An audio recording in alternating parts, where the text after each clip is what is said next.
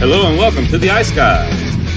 This is the show that takes you into the world of the National Hockey League. Every game, every day, from a betting perspective. With pro sports handicappers Ian Cameron, Alex B. Smith, and various guests from the world of hockey and sports betting. And now, here's your host, Ian Cameron. Welcome to the Ice Guys, Wednesday, May 28th. Ian Cameron, Alex B. Smith. Perla will be along in just a bit as well. We have a guest joining us today, just completed his college hockey tenure with UNLV, the Runnin' Rebels. UNLV, go fight, win. Yeah, I've watched my share of UNLV sports over the years for obviously betting reasons, football, basketball. But yes, they have a hockey program too, Yep. and the hockey program is making strides. Right now, I believe in the ACHA conference is where they play right now. But Parker Williams was on the UNLV team, I think, the last couple of years, and he's with us right now on the Ice Guys show. Parker, good to meet you. Good to see you, and thanks for joining us. Yeah. Thanks for having me. It was a cool invite, so appreciate it. Yeah, Parker, just talk about UNLV. You know, we have a good friends of ours of the show. They're a brother combination, Matt and Ryan Robinson. And they're often on the show with us. And Ryan plays his college hockey at Arizona State. And Okay. parallels with Arizona State and UNLV are kind of similar to me. You're two programs that, you know, you're just starting to really get some strides and making some inroads, you know, as far as moving on up, as far as the college hockey pecking order is concerned. So talk specifically about the run you had with UNLV. Yeah, it's funny that you bring up that team and that guy. I mean, not specifically that player, but more so that team. Without them, I don't know if that run would have happened. I think they were our only loss early.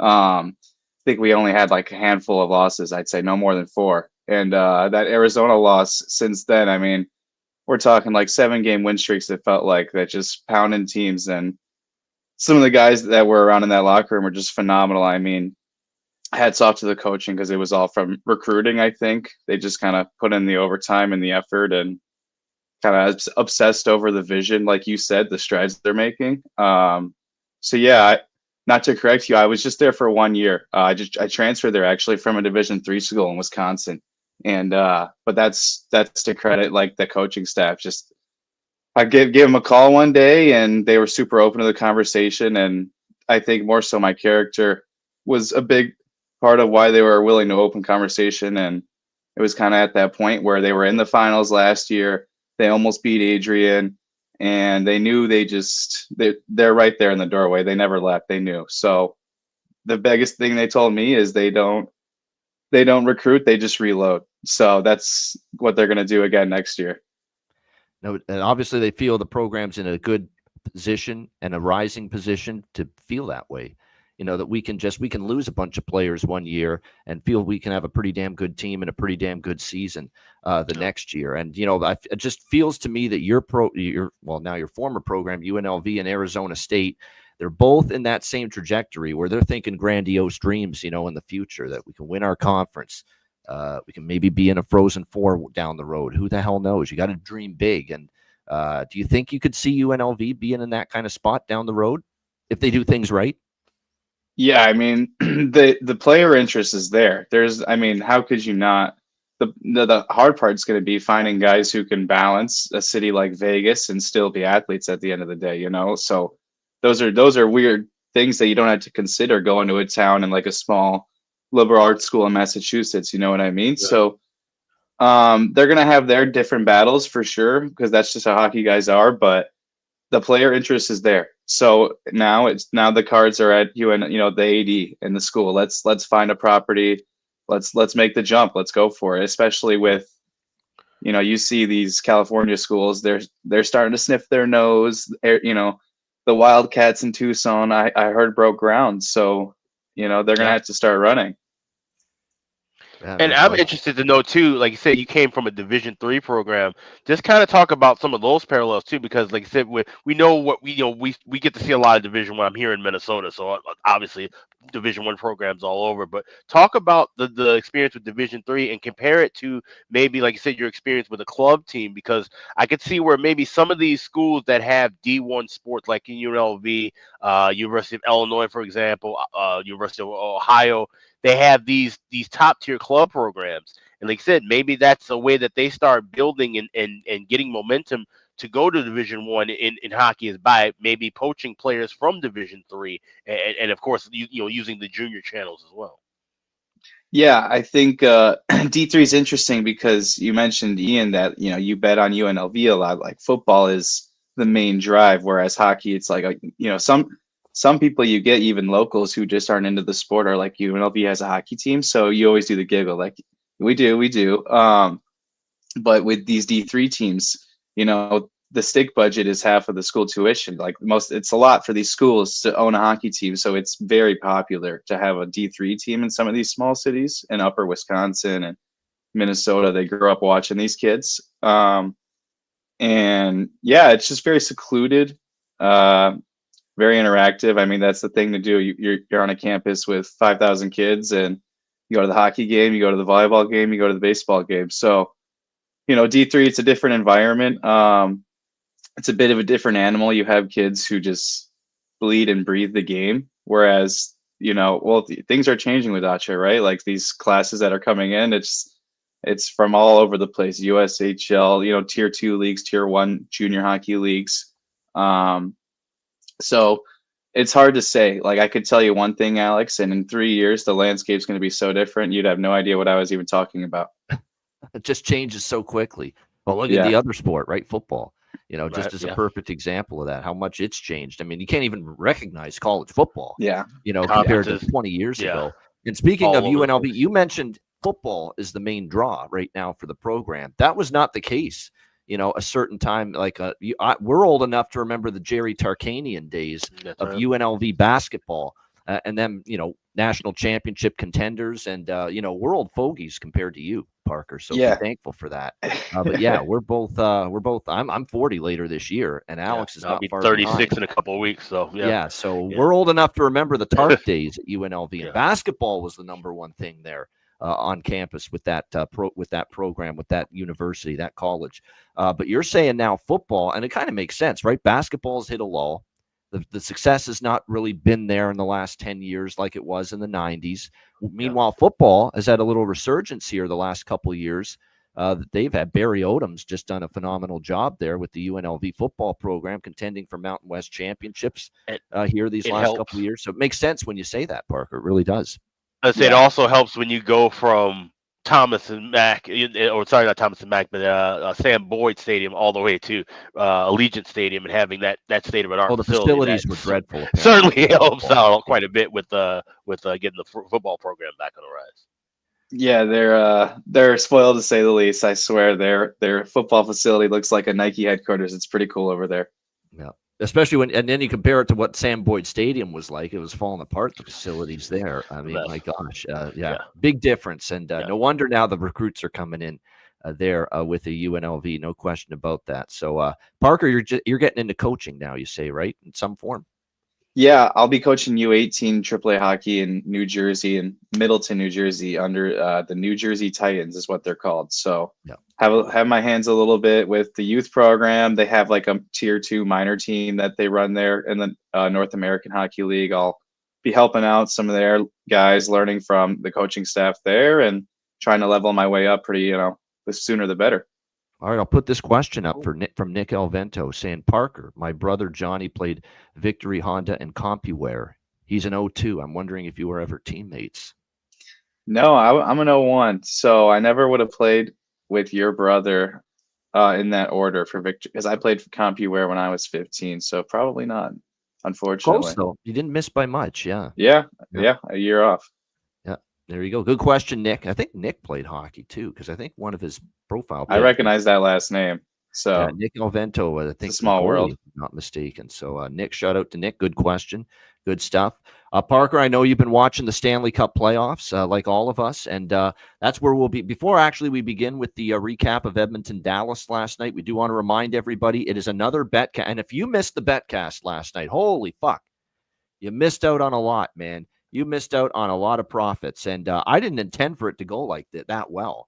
But my goodness, we could sense that it was just not meant to be for Dallas. And boy, did we make a lot of good decisions. It was just a great night of live bets. I mean, I can recap it all just off the top of my head. Both teams to score second period. First goal of the second period to Dallas. Edmonton to get a goal in the second period. We all bet those live 3-0 in that period. And if you thought that was good, wait till the third period rolled around. I said, I don't have a good feeling here for Dallas, down 2-1 at the time. So I took Dallas no goal in the third period at plus 160 going into the third period. To not get a goal in the third period, that hit because obviously Edmonton blanked them in the third. But you got the sense that at 2-1, Edmonton's going to have a chance to get an empty net goal or two. So we took a live team total over 3.5 at plus 250 with Edmonton, as well as Edmonton to get a goal in the third period, which dropped down to as low as minus 130. We got in on that. And then a couple of live goal score props because we were worried about Evander Kane getting injured, not coming back, I should say, in that game.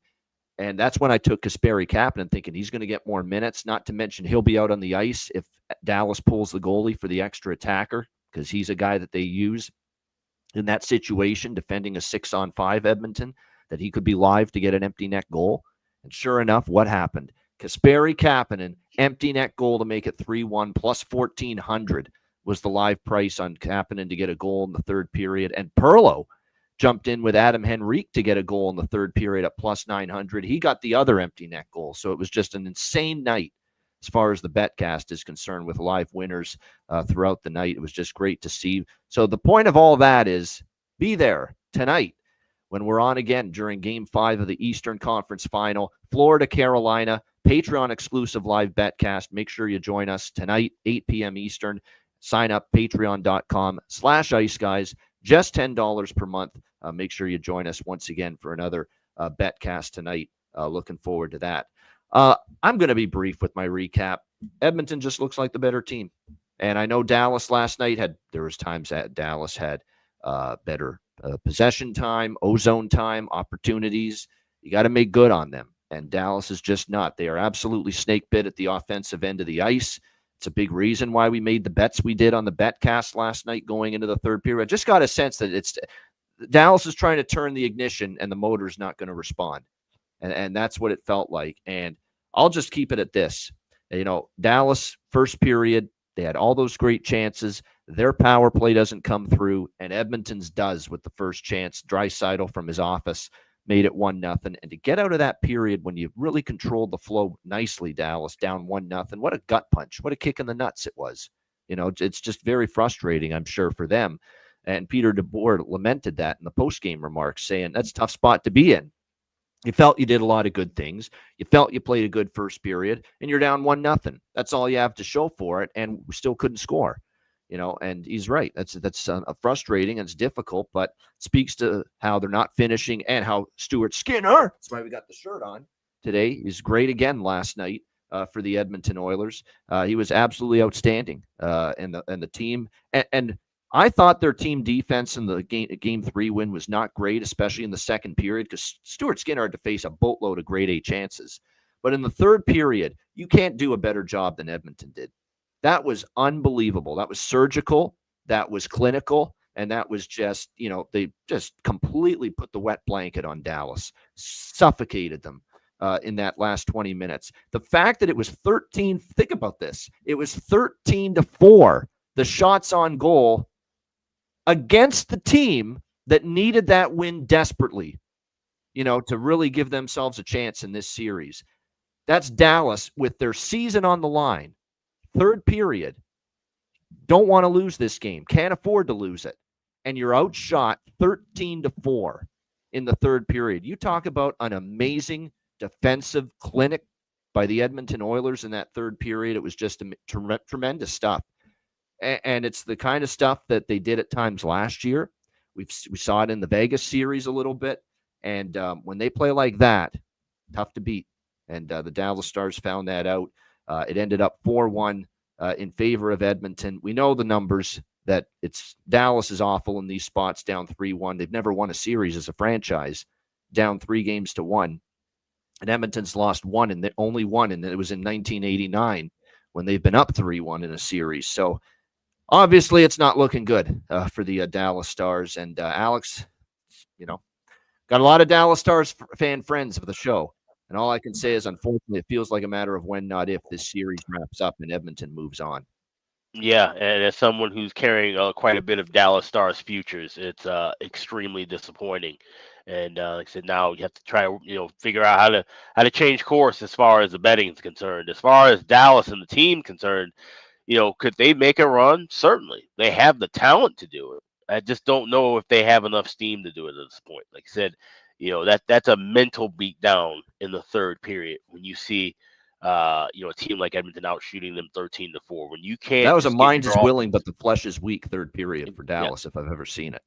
yeah, and that's what I'm saying, and it takes a toll on you mentally when you put that kind of an effort and don't get the results and don't get the victory.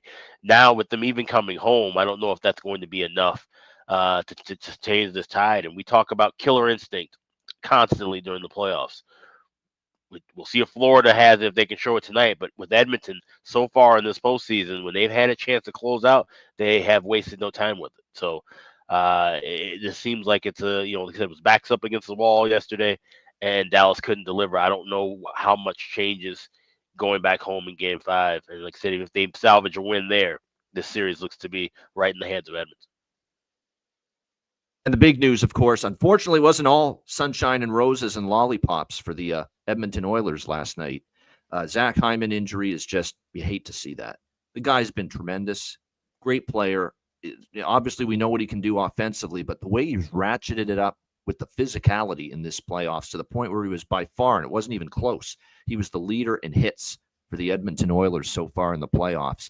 And now for his season to end, injury last night, out for the rest of the playoffs. It's going to require surgery. It's just unfortunate. And if they face Florida, which is highly likely in a Stanley Cup final rematch, Florida hits everything in sight. To lose a guy that also hits everything in sight on the Oilers side of that battle is just very, very unfortunate. And yeah, I think they get past Dallas without him, but my goodness, Florida and that physicality and what Hyman brings to this Oilers team, that is a big loss for a potential Cup final rematch.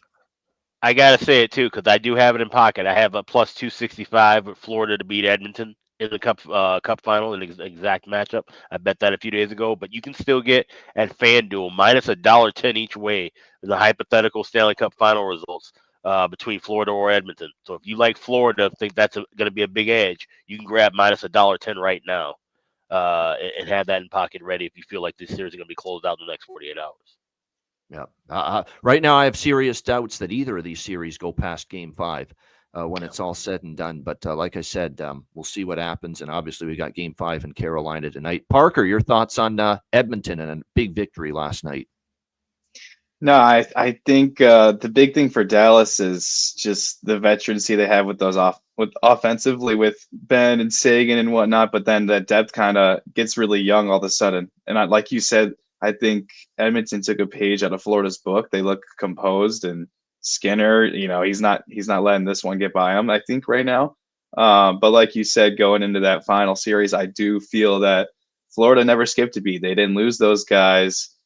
I don't know how Edmonton's going to respond going into a long series because, of course, they're able to do it with Dallas because Dallas is that young team mixed with a little bit of old veterancy, but I just think that firepower, adding Marchand, it's a hot take. I think Marchand might be the best playoff player of all time recently. He looks happy, he feels good, and his game's showing for it. I mean, he's finishing 2-on-1s like it's nothing, and Edmonton can play as well as they want right now. I don't know. I really don't know if it'll make a difference.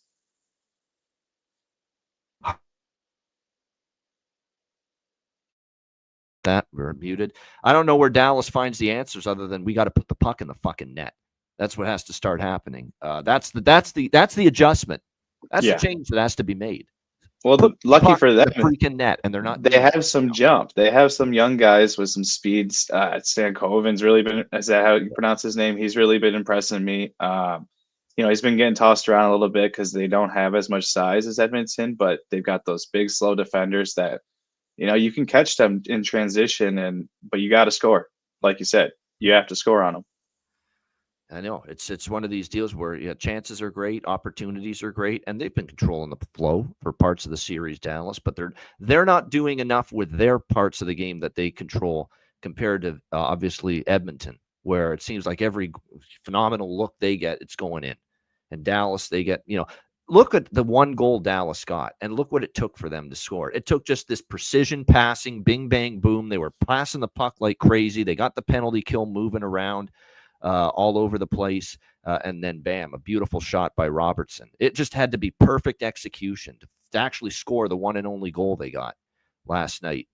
That's how difficult it's been to score. They needed like the perfect play to finally get one, and it was hard for them to get anything else to go. Yeah, it's hard to play in Rogers. I mean, I'm sure, especially what's interesting for me is how good Ottinger's been for Dallas, and you're still losing. That's going to get frustrating for a goalie. Like how much do you have in you before you start, slamming the stick on the post? Like, guys, how many pucks do I got to stop here? It's a 1-0 period after one. That felt like 3 periods.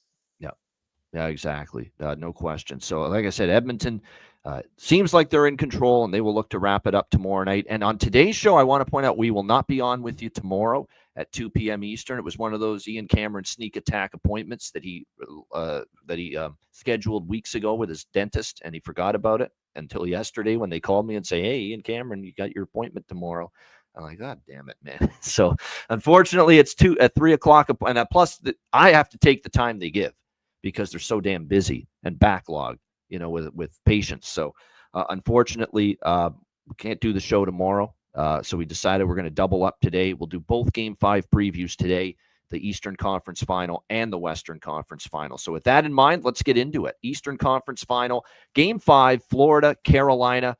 We've got Florida minus 115. Road favorites, 5.5 the total. Florida up 3-1 in the series and looking to close things out tonight against the Carolina Hurricanes. Start with the injury news. No changes for Carolina. We were wondering if Sean Walker and Jalen Chatfield, their two missing starting defensemen, would be back. Neither one will, according to Rod Brindamore. So I would expect the same blue line, which means you still will have Morrow in the lineup.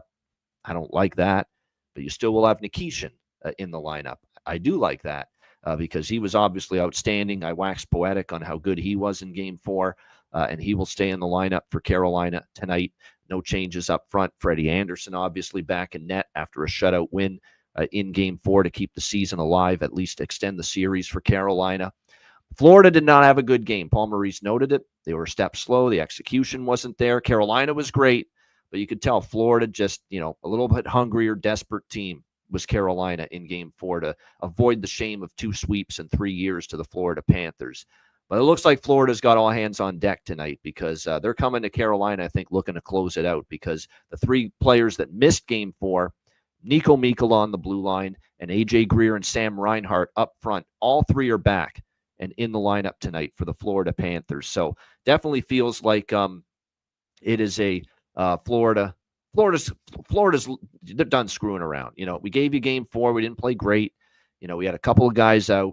Now they got them all back, and they're looking to finish this. And I think the fact that Edmonton won last night, they see on the other hand, Edmonton's got a chance to go to the handshake line tomorrow night against Dallas. Let's maybe try to get the handshake line going tonight against Carolina. That being said, I'm not betting Florida pregame, and I'm certainly not betting Carolina because I think if right now if you told me Ian pick the game pregame, I think Florida does close it out tonight here in Game 5. This has feelings of Leafs-Panthers Game 6 and 7 all over again, where Florida got shut out 2-0 by Toronto in Game 6, and then in Game 7 they went on the road and they dummied the Leafs. Now I don't think they're going to dummy the Hurricanes to a tune of 6-1 like they did against Toronto in that Game 7, but I think definitely the Florida Panthers, they've shown already they're capable of closing a series on the road. And it wouldn't shock me if that happens. That being said, Carolina has finally got a little momentum, a little pep in their step. It was their best game in Game 4. And I'm going to see how they come out. And I want to see if they get the lead. I think the first goal is the difference in the game tonight. And that's why it's a great betcast game. And I'll explain why. If Carolina scores the first goal, I think there's a real chance they can win this game and get it to Game 6. But they have to get the first goal. They have to. They have to play with the lead like they did in Game 4.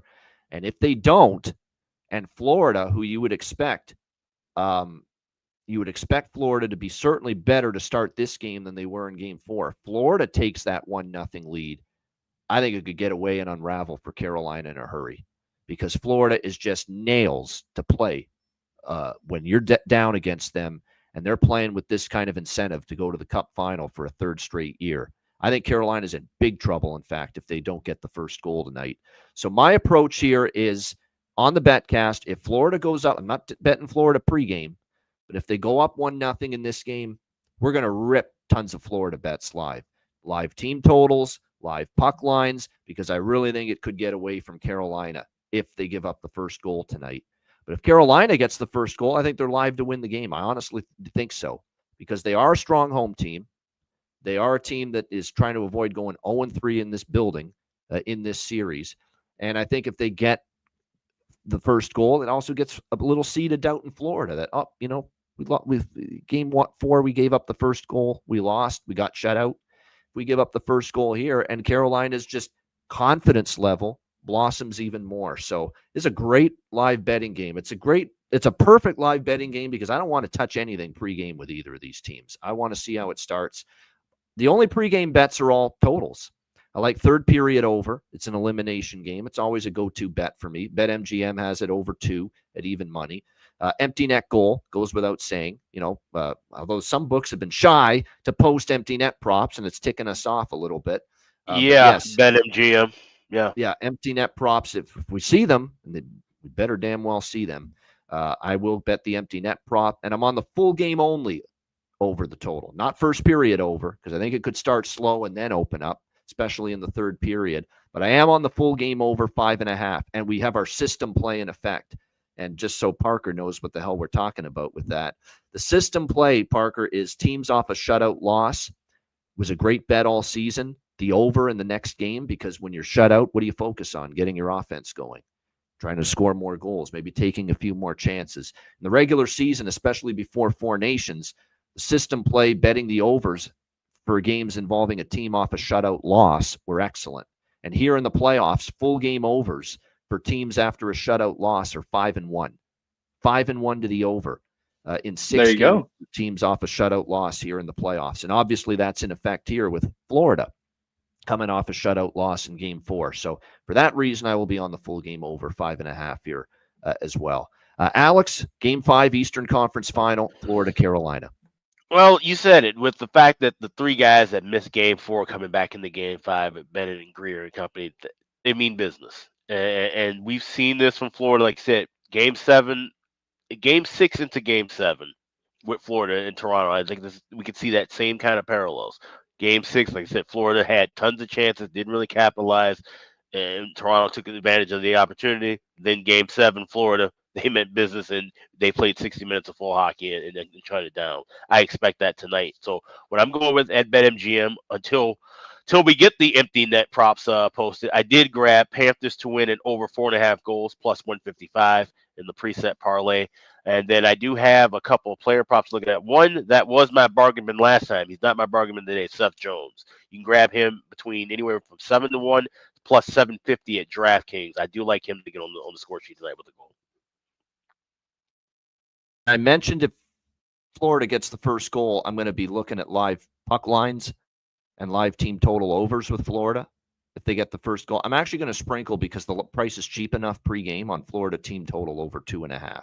It's 2.5. It's like a minus 125. Prior to game 4, obviously they got shut out in game 4, but prior to game 4, they had scored 5 goals in every game in this series. So to be able to get 2.5 pregame on a Florida team total over 2.5 at minus 130 is what we're seeing. Yep. Even if you like Carolina to win the game, that's not a bad bet, because you could easily have a game where if it's going back and forth, Florida gets 3 goals, but Carolina could come back and win. If you expect the game to be wide open and you like Carolina, then Florida team total over 2.5 would be something worth putting in pocket as well. Yeah, no doubt. So I will grab a little of that in pocket pregame. Panthers team total over 2.5 minus 130. Parker, what are you thinking here for game 5, Florida, Carolina? It was a good move by Carolina to put Freddie Anderson back in the net. That's for sure. They mean business as well, but, obviously not as much firepower. I think the Florida Panther Dairy Queen trips are going well. I think they did it again, by the way, prior to the night. You don't change what works. You don't change a thing. You sleep in the same socks, same underwear, whatever you have to do. So I think look out for shot totals. You got Freddie Anderson and Bobrovsky in that. The saves are going to be flying all night. It's going to be a race to 3. Whoever can score on Freddie Anderson, that's going to be the storyline. Bob's going to be calm and collect. He's been, a freak as usual with the saves. So, look for a tight game, race to 3, at least 3-3 game. That's what I'm thinking. There you go. There's another market to consider. Yeah, the race to 3, which definitely has been interesting. Hurricanes, well, they were 0-10, Stefan Epps, 0-10 in the limit. They have to be 1-10 now because they won Game 4 on Monday night. But before that, you're right. They had not been good in elimination games. But yeah, they are going to have Mikkola, Greer, and Reinhart all back in the lineup tonight. Perlo, we told you you'd be joining us in progress. Here he is now. Yeah. Perlo, Game 5, Florida, Carolina. Have at it. Yeah, I was wondering if Reinhart and the gang were going to be in, and they are. So I did sprinkle a little on Florida money line. I don't like to bet teams that break long streaks where they lose like the Hurricanes did. But I just think with Florida bringing everybody pregame. Because I think Carolina does come out strong. Do they get that first goal? I did put a little bit on. I already have it. I already have them for the series, so I'm kind of rolling with that a little more. But I still think that Florida is going to change up their game a little bit. The Hurricanes last game, they played a little different defensive breakout system. They were keeping their forwards high, and they were doing one quick pass and passing it up the wall, which seemed to throw Florida off a little bit. Also, if we remember, Paul Maurice was saying that pre-game last time, he said that the problem they had against Edmonton was they started trying to win the game. They were trying to win the game right away instead of just going through the process, being patient, finding their spots and all of that. And it looks like that's exactly what they did against Carolina Hurricanes. When they lost they were up 3-0 against Edmonton. That happened a few games. So I'm asking myself, are they going to learn their lesson quick here and play the way they can in this game, or are they going to have the same problem again? My leaning is that they'll learn their lesson quicker this time. And what's going to happen probably, I would think, is that they're going to pinch a little further up with their defense to if the Hurricanes go back to doing that same breakout system that they had before, in which case the forwards are going to have to play back a little bit more. And it's going to make for a difficult time scoring in the first period. So this is a long-winded way of saying I have the draw first period at plus 160.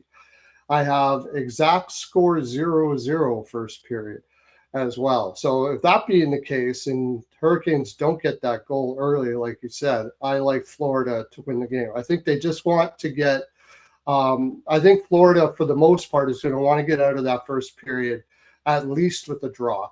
That also, I have Hurricanes team total under 2.5. No matter what happens here, I think Florida is going to be shutting it down. Hurricanes might win this, but it's probably going to be like 2-1, something like that. I don't see them scoring as many goals, like even 3 in this game, even in a win. So I got Hurricanes team total under 2.5 at minus 110. I have no goal first 5 minutes and under 6.5. Got that at BetMGM at minus 121. I don't think you're going to see a goal within the first 5 minutes, and I don't even think you're going to see it in the first 10 minutes. So I took that at plus 108 at minus 20. And I had the under 5.5, but I forgot. This is a system play, and it's also that's the main reason I'm on the over for full so game. I canceled that. Yep. And instead I went for the team total over 3 for Florida. If Florida is going to win, I imagine they will get 3 goals. And I am now more and more, I think about it with Reinhart and everybody. And I think Florida will take this game. So I took Florida team total over 3 at -105, plus 105. Sorry, on BetMGM. Yeah, I'm doing the as we look at the lines tonight. Obviously, the big change is Reinhardt up front. We know Greer obviously reunites that great fourth line with Noshik and Gadjevich, but we're also going to see Rodriguez, Barkov, and Reinhardt back on that spot. So unfortunately, Jesper Boquist, who's played solid and is in spot duty with no Reinhardt, is unfortunately the guy odd man left out here tonight for Florida. But like I said, I think the Barkov and Rodriguez combination's been very good. You could do a line stack. I know Josh at Covers, who's a very good NHL follow. He's in our group chat. He's very good with the line stacks. I mean, Barkov and Rodriguez each to get a point. Put it in a same game parlay line stack. I think that makes sense. They've got great chemistry, and with Reinhardt back, you can put him in there too and do all three of them. Even get a better price with that. Maybe even consider that with Bennett, Tkachuk, and Verhaeghe, because we've talked about how good they've been again since they've been reunited. What if Luostarinen, Kuhlman, Lundell, and Marchand get going a little bit? So if Kuhlman, Luostarinen gets going along with Lundell and Marchand, you could stack those. I mean, that's the scary thing about Florida. If they're clicking, and when we know they're on their game, any of those lines can jump up and get you. So that's definitely something to consider. Yeah, Alex, go ahead. No, I was just saying, when looking at Barkov, we talk about all the time, when they close out, he's usually noticeable. He's usually on the score sheet when you see them advance over the years. So that's definitely a guy I would have circled as well. Yeah. And then for Carroll, there are a couple I like Stankoven. I mean, it's a great price for him to get a point. We know he got the first goal the other night in Game 4. Jackson Blake, I think, might be worth a shot as well here tonight. And then on the blue line, Nikishin and Burns, a couple defensemen that may get a point tonight. Nikishin is definitely someone I'm interested in because I can't say enough how great he was in Game 4. There's a big reason why they avoided a sweep. His play was outstanding. The pass he made to Stankoven, the poise he's got, this is just a young Russian kid that's only played a handful of games, and it's mind-boggling to me. Actually, they said Brindamore, someone had the guts to ask Brindamore this. Good on them. Do you have any regrets not putting Nikishin in earlier? But he says, yeah, of course. If I knew he would be playing like this, I would have. Well, he still should have been in there over Morrow. Did you put Morrow in instead? Morrow was a disaster in the first 2 games. That's a big reason why you lost those 2 games. Morrow just couldn't handle it. And that Nikishin should have been in right away over Morrow. That's where Rod screwed up. Now, he didn't go that far, saying, he said, but if I knew he would play like this. Now, he said, too, something weird. First time we put Nikishin in, he had a rough time. No, he didn't. Was he great? No, but he didn't have the rough time in his first playoff game that Morrow did in Game 1 of this series. So, like I said, I think he's just trying to make it sound like he was right for waiting so long to put Nikishin in, but he was not right to wait that long. Should have been in right away, and certainly should have been in this series over Scott Morrow, because you can just clearly tell he's played better than Scott Morrow for Carolina. All right, let's get to tomorrow night. It's Western Conference Final Game 5, Edmonton and Dallas. Dallas -125, home favorites, 6 the total. Edmonton looking to close it out, and I think they will. I'll be honest, I think they will. Now, no Zach Hyman. We know he's done for the playoffs, and that hurts, but I don't know if it'll hurt against Dallas. It'll hurt maybe against the Florida Panthers in a potential Cup final rematch. I don't know if it'll hurt them enough to lose this game tomorrow night. And plus money too. I'm taking Edmonton plus 105 here. I think it's done. I've been waving the Dallas Stars pom poms for a couple of years on this show at playoff time, and when I see a team is done and looks done, to me they're done. And that's kind of what it looked like last night. I mean, when Edmonton just put the suffocation device on them in the third period, it looked like a series that. And plus, Edmonton's track record in getting when they have a chance to eliminate an opponent, they have gotten it done every single. They have not waited around. It's not we lose one and then we finish them the next game. No, their first chance in a series to eliminate an opponent and clinch a series, they've gotten it done. Last year, they showed it. This year, they're already 2-0 in closeout games. So the first chance to clinch against LA was Game 6. They won that game. Their first chance to clinch the series in the second round, Game 5 against Vegas, they got it done right away. They got up 3-1 in that series in Game 4 and said, you know what, we're finishing it in Game 5. First chance to eliminate Vegas in that series, they won. First chance to eliminate LA, they won. So they have shown the ability that when we got a chance to finish a series, I think they've shown it. And like I said, I don't like the signs I'm seeing from Dallas. And how do you go against this? What is it now? 12-1, 13-1 now for Skinner in game 4 through 7 of a Stanley Cup playoff series the last 2 years. I'm not going against that. 13-1. I mean, that's just an incredible. And the only loss was Cup final game 7 last year against Florida for Skinner in game 4 through 7. It's also the only loss in this run for Edmonton the last 2 years of not eliminating their opponent in a closeout game. It was game 7 last year against Florida. Every other series last year and this year combined, the first chance to eliminate an opponent in the series, they've gotten the job done at Edmonton. So, yeah, it's Edmonton or nothing for me here. Probably a third period over, empty net, the usual deal in an elimination game as well. But that's it. I'm not touching the full game over. I think it's an under, honestly, because this is it's hard to bet overs in these later games with Skinner and the numbers he's putting up. So that's what I'm thinking for game 5 tomorrow night. Alex, game 5, Western Conference final, Edmonton-Dallas. Yeah, it's been a fun run, Dallas, and we always say usually when they score a goal, play some fucking Pantera. I think the Pantera song that we'll be playing tomorrow will be Cemetery Gates because this series is over. Yeah, I'm going with Edmonton plus 105. I will also have Edmonton in the over 4.5 combo. That parlay you can grab right now, plus 155 at BetMGM. I will have Oilers to score empty net goal once those are posted, third period over as well. So obviously check the Patreon page tomorrow for the full card. But I will certainly have a lot of Edmonton to try to offset some of the futures and stuff that I have for Dallas. So.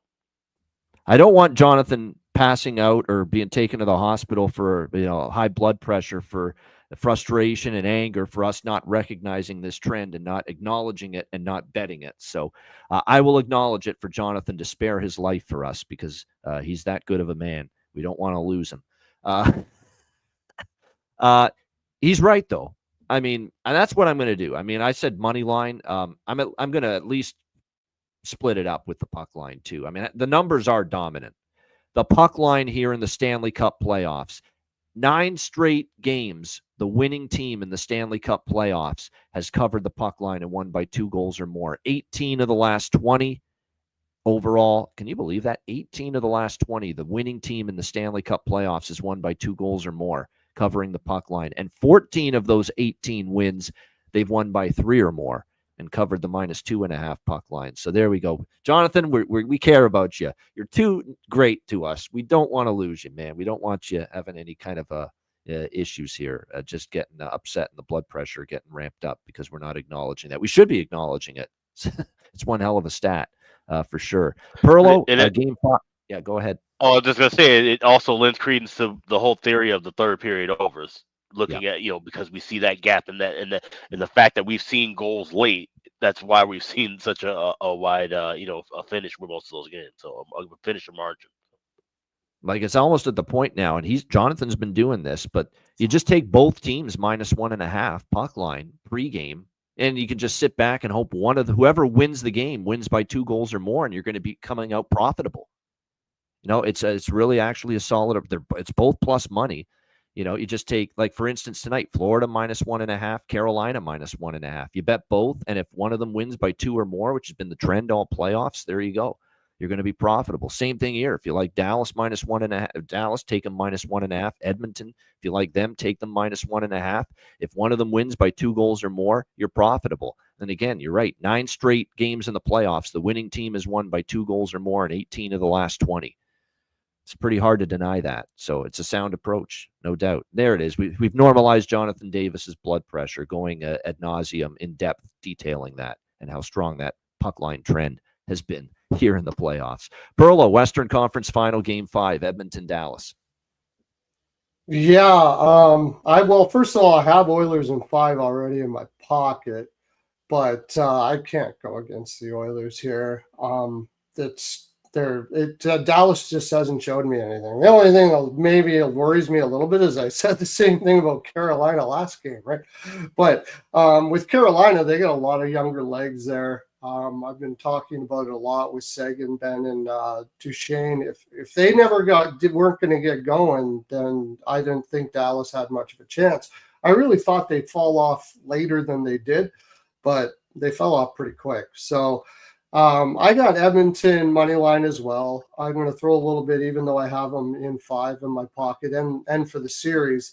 But the big one I like here is Dallas team total under 2.5 right now on DK is plus 145. Hard to not see the value. Can't score right now. Yep. Yeah, so they haven't been able to score. This is a situation where they will be desperate. They're going to give everything they got in this game. There's no doubt about it. It's just a question of whether you think everything they got is enough. And right now, I just can't see it. I think they pretty much tried everything they could last game, and they certainly did in game 2, and that wasn't good enough. So, and they haven't shown me that everything they got is good enough. Maybe they got more that I don't know of, but if they did, they shouldn't have been waiting for now to do it. So I'm going to take that under 2.5, and I'm going to also go. You can get it now. I'm sure this is going to change. It's juicy, but it's still a pretty darn good price. I can't see the Oilers winning that game and not scoring over 2.5 goals, and you can get that at minus 155. So I'm taking over 2.5 at minus 155. And now 3.5 is plus 160. I have a feeling if things are going to work out the way I think it is here, this is going to be a very lucrative game with the odds they're giving you right now. As far as props are concerned, Perlo's NHL POW, I'll go deeper into props and I'll have them all on my Twitter either tonight or tomorrow. Probably tomorrow because we got the Betcast tonight. And you want to go on the Betcast, make a ton of money because we've been doing it like crazy. And then you can play all my props tomorrow. Also, I have props for this game as well, one of which, of course, we'll talk about later. Yes, for bargain bin special of the night. Yes, which will be coming up, obviously, in just a moment. No doubt. Incredible how Perlo can talk without his... Yeah, obviously, his screen is frozen. His camera is... My screen's frozen right again? Jeez. By the way, you look like it's one of those photo ID mugshot pictures right now, Perlo. You look miserable. You look like a miserable... I don't know why my camera... I just bought this camera, too. There's got to be something going on there. How's that? You did. You just look fucking just miserable, and your frozen still image. Oh, really? I don't look miserable too often. So. Yeah. There we go. Look at that smile. He's not a miserable little bugger. Look at that smile. He's a happy guy. Perlo, good stuff indeed. Parker finding out we're a little nuts on this show. At least the host is. Parker, your thoughts here? Western Conference Final, Game 5. I think a lot of people are going to underplay how much of a good game this will be. Like, we're talking about one of the last guys without a visor on his helmet, so he's going to be throwing elbows. Sagan's going to be slashing ankles, whatever they have to do to wear down this Edmonton team, because they have just been composed and their experience. They've been there. And I mean, you guys summed it up perfectly. It's on Duchesne, Ben, and Sagan. If they don't wear down that Edmonton team, it's going to be a 4-1 game, and Ottinger's going to be slamming his stick on the post, and that's that. I don't know if he'll be doing. He's pretty calm, Jake Ottinger. He is. Have I ever seen him do that? I don't think I've. He wants to win though, and he's close. Markstrom would do that 100 times. Yeah. 100. He would do that. He'd be the Markstrom first. Does that pregame. Yeah. With the way he's been playing, that's just what I would do. Yeah. I don't think it's an Ottinger issue. It's a can't score issue. Has he been better? Yes. Can he be better? Yes. No, I think he's been great. I'm right there with you. It's just mainly, get him some help. Yeah. And that's the sad part about all this, because in other years we question, was he a bit shaky? He looked a bit shaky the last time these two teams met in the conference final late when Edmonton went on to advance. Now you're getting great Ottinger starts and you're wasting them because you have no offense. It's awful. Here's another crazy song reference. You're absolutely right. Parker was not even born when this guy was cranking out the hits in the late 80s. But you're right about Jake Ottinger. I think definitely it's a situation where he needs help. It reminds me of the Rick Astley song, "Why Don't I See a Cry for Help?"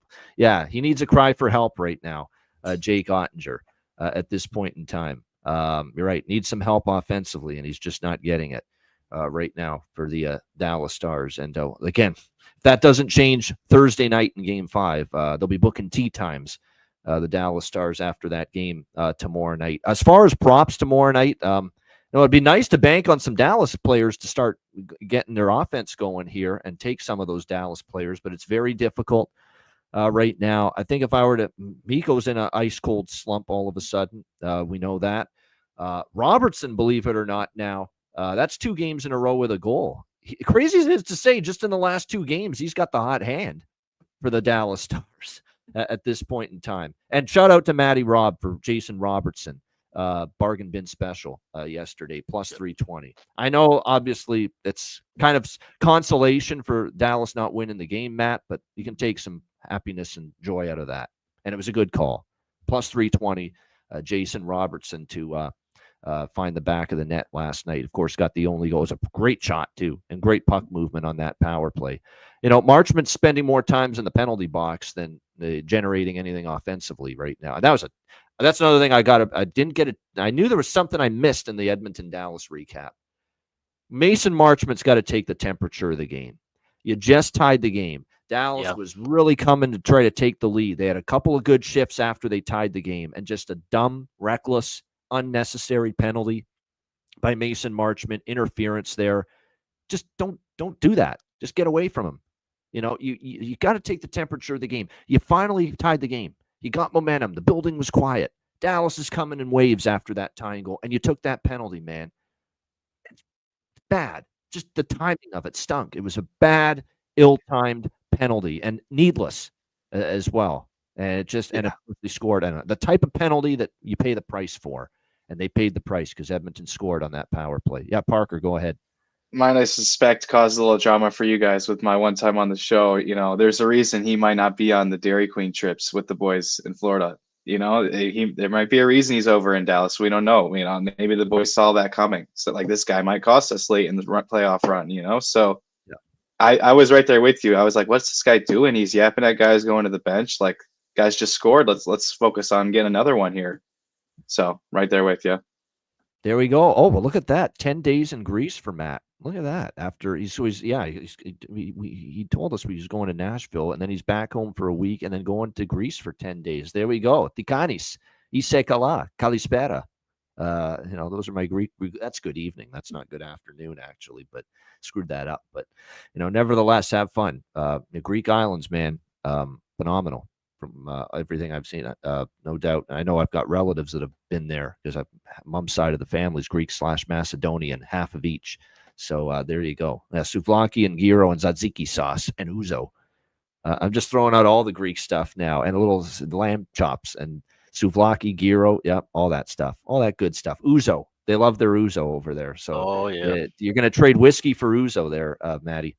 So get ready to get drunk off Greek ouzo.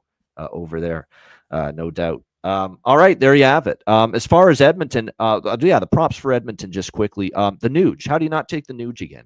It's just wash, rinse, repeat. Nugent Hopkins, goal, assist, point prop, whatever you want to bet. I think Scory Perry tomorrow night too, because he's likely going to take the spot of Hyman with Connor McDavid and the Nuge. So Corey Perry's going to have big time value tomorrow night for Edmonton. Podkolzin, Arvidsson, and Draisaitl, I think the two Podkolzin and Arvidsson could both have value. We talk about Kapanen, no shame in looking at him. Am I seeing this right? But a guy that might come into the lineup tomorrow night for Edmonton with Hyman out is the other Skinner. Jeff Skinner. We haven't seen him in a while.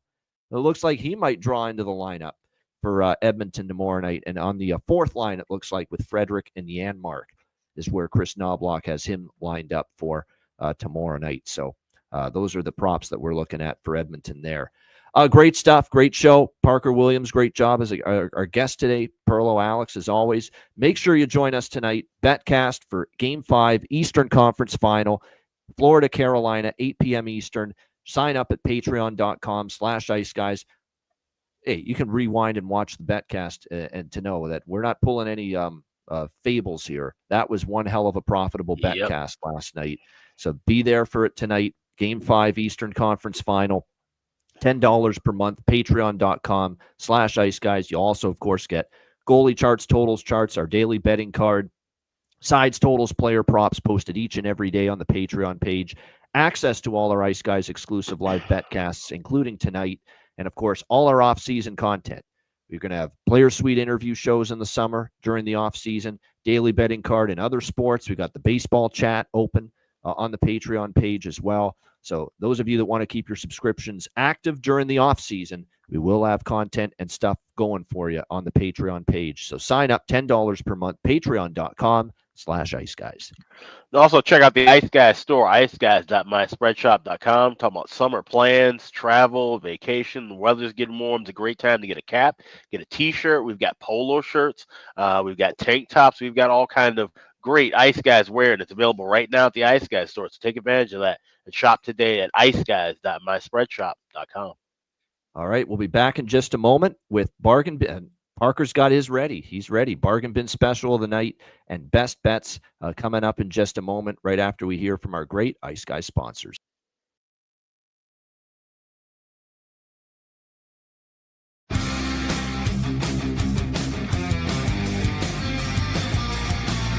Support for the Ice Guys podcast is provided by Boston Hemp Incorporated, Tailgaters Social, and a big thank you to all that subscribe to the Ice Guys Patreon page.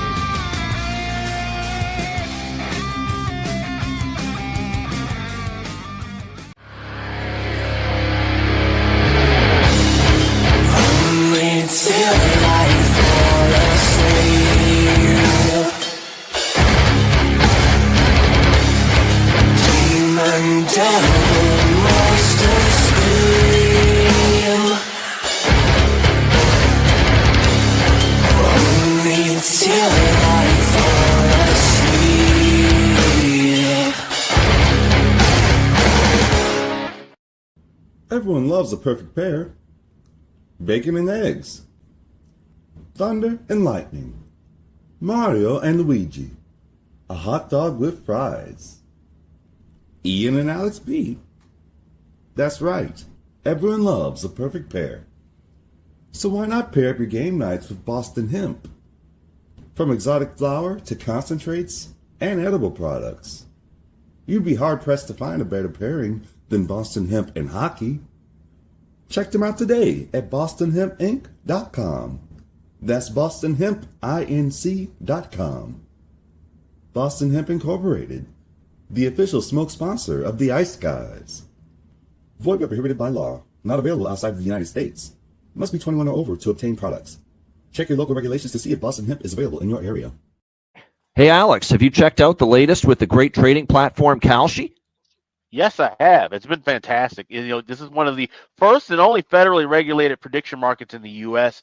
And if you're looking for odds for all kinds of different things, not just what we're talking about, the markets in the Stanley Cup, the NBA Finals, you can trade with crypto. You can look for trades within the markets involving entertainment, politics. There's all kinds of different markets you can look from, and you can use the odds over at Kalshi.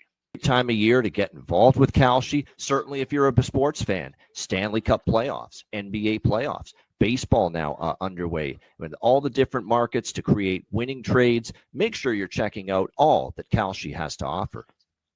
Absolutely. And if you're trading with Kalshi, use the link kalshi.com/iceguys. You trade $100 or more, they will send you $10 back. So it's fantastic to use. Like I said, any kind of markets beyond sports. We're talking entertainment, politics, crypto, basically anything you want. So make sure you sign up, kalshi.com/iceguys. Note that it's live on Robinhood and available in all 50 states, making it the first legal place to trade on these kind of events nationwide. Check it out, kalshi.com/iceguys.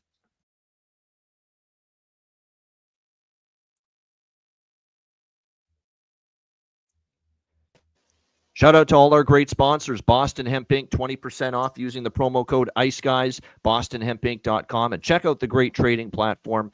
Again, sports, politics, entertainment, crypto, everything you could think of. It's all there. Check it out, kalshi.com/IceGuys. All right, bargain bin special of the night for this. It's obviously we're doing the show today, and we're covering both Game 5 matchups in the East and the West.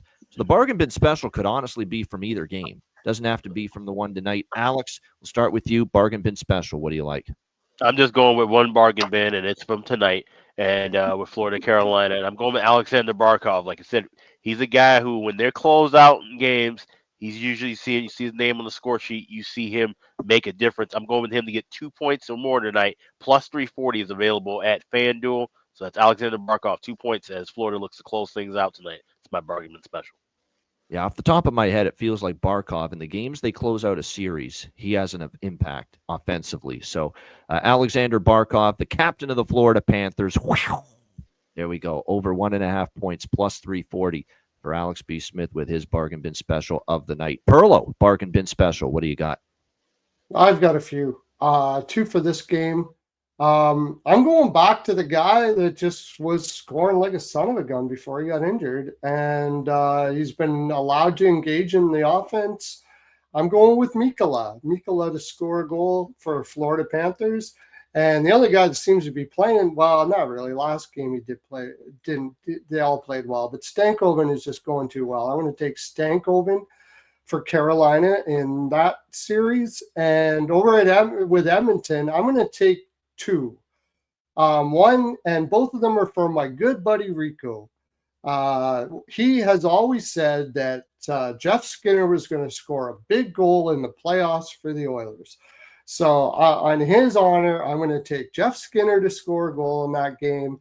And I'm going to also do what he always likes to take, and I think we're going to see a Bush bomb in that game. So I'm going to take Bouchard to score a goal as well. All right, there we go. I like it. Bouchard, the Bush bomb for the so you got a lot of you went bargain bin crazy here. You went for every deal that you could find in that bargain bin. The only thing I didn't take is Dallas because I don't trust them to score. Yeah. Well, I mean, we're talking about a team that's 2 goals in the last 3 games combined. Yeah. They haven't exactly given you a lot of offensive confidence now, have they? Yeah. Parker, you're up next. Bargain bin special. What do you got? Yeah, I've got Draisaitl on the Edmonton power play for sure. I think things might get ugly for Dallas, and they'll get into penalty trouble there, and the factory will be open for Draisaitl. So I think that's an easy one. And then, I mean, everything you guys are saying is right on the money. Barkov, no problem. If Carolina's going to get one, it's Stankoven. You're right on the money. Stankoven is the life of Carolina right now. So we'll see what he can do. There you go. I like it. Outside the box. There you go. With a power play point for Leon Draisaitl. And, of course, Logan Stankoven for the Carolina Hurricanes. So there we go. 2 bargain bins there from Parker for this episode of the show. All right, we got best bets for this Thursday. Alex, we'll start with you. What do you like for best bet? Yeah, Florida closed it out. They're done with the bullshit. You can get the empty net goals finally now at BetMGM. Florida scored an empty net goal plus 310. That would be my best bet for tonight. There you go. And that's Florida. Make sure you get it right. Florida to score an empty net goal. Specifically, plus 310 for Alex B. Smith with best bet. Perlo, best bet. Yeah, I'm going to go with, in the Oilers game, I'm going to take that Dallas team total under at plus 145. And in the Florida game, I'll just keep it simple and take the Panthers money line. All right, good stuff indeed. All right, Parker, best bet. It could be from tonight's game or tomorrow's game. Either one. What do you like? Oh, you're muted. Sorry, you put your mic on mute. There you go. Yeah, Panthers money line for sure for me. Same with Edmonton. But the main thing is I'm betting on hits. It's going to be a lot of hits. I've got Tkachuk for plus 3 hits. That's for sure. There you go. That's a market that's only available at certain books. Fanatics. Oh, is that right? It's only a few. Got it. But yeah, some do have hit props, and you're right. That Tkachuk would be right up there. But Florida money line for Parker. Williams with his best bet. By the way, I forgot to give my bargain bin specials. So let's correct our errors here. I did not give mine. I'm going with Sam Bennett, an old friend, tonight to find the back of the net here for the Panthers. Plus 300, right on the nose, but plus 300 for him to find the back of the net. And I'll also give you one, of course, from the game tomorrow with Edmonton and Dallas. It's Corey Perry for me, plus 450. If he's going to play on that top line, I think he's very live to find the back of the net for the Oilers tomorrow night. So Sam Bennett, Florida, plus 300, and Corey Perry, Edmonton, plus 450 for my 2 bargain bin specials of the night. And best bet for the next 2 nights, let's go with, boy, oh boy, let's just do Panthers team total over 2.5. It's like, I don't have much pregame, but we'll go with that. Florida team total over 2.5 at a reasonable minus 130. It's a small bet only, but all my pregame bets are small. A lot of my larger bets are going to be actually in the betcast tonight because I think there's going to be some great live opportunities, but we'll go with Panthers team total over 2.5, minus 130 for best bet here for this Thursday. All right, that's a wrap. Shout out to everyone in the chat. Hit the like button. We appreciate it very much. Again, we are not on with you tomorrow. No show tomorrow, but we'll be back on Friday at 2 p.m. Eastern. But of course, we do have the betcast tonight, so make sure you join us 8 p.m. Eastern time. Game 5 Eastern Conference Final, Florida, Carolina. Make sure you sign up. Patreon.com/Ice Guys, just $10 per month. And Parker, great job, and thanks for joining us. Any last words before we wrap up the show? Yeah, thanks for having me, guys. Enjoy the playoffs. With no doubt, and all the best to you too as you dive into coaching coming up, no doubt. Reminder, The Ice Guys is live 7 days a week, Monday to Friday, 2 p.m. Eastern, Saturday and Sunday, noon Eastern. If you can't watch the show live, download the Ice Guys podcast in audio form on all major podcast platforms, Google Podcasts, Apple Podcasts, Spotify, Stitcher, iHeartRadio, Amazon Music, and more. Download the Ice Guys podcast when you can't watch the show live. For Alex B. Smith, for Perlo, and our guest, Parker Williams, I'm Ian Cameron. Have a great Wednesday night. Enjoy the games and good luck. And we'll see you for the betcast tonight. And, of course, our next edition of the Ice Guys show, Friday, 2 p.m. Eastern, another edition of the Ice Guys.